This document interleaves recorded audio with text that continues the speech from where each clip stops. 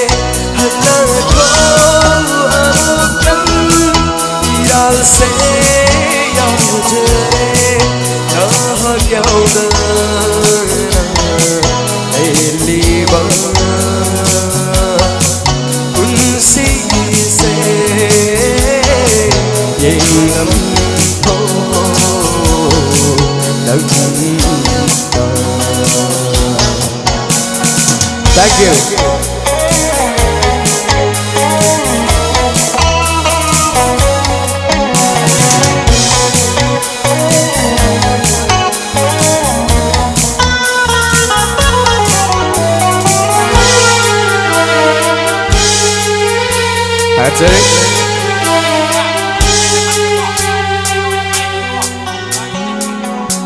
Thở bên yên lì lâu khi mới xưa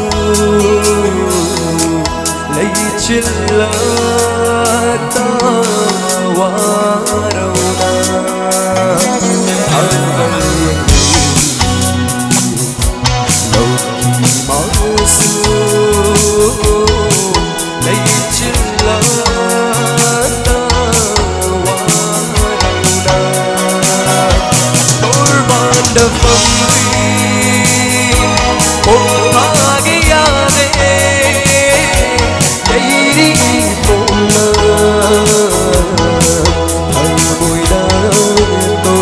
tôi đã sao không cân ta thơ mối si ba mi rai ru vai se si di mi rai bi re tu ding na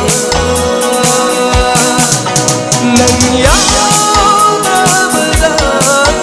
hang le si di na khanda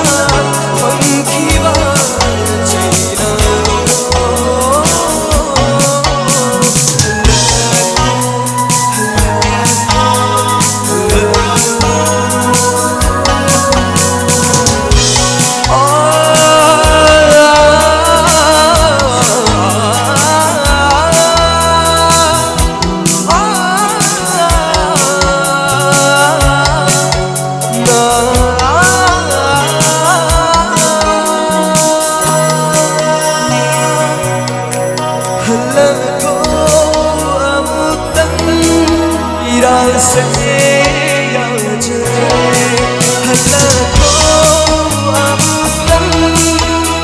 subscribe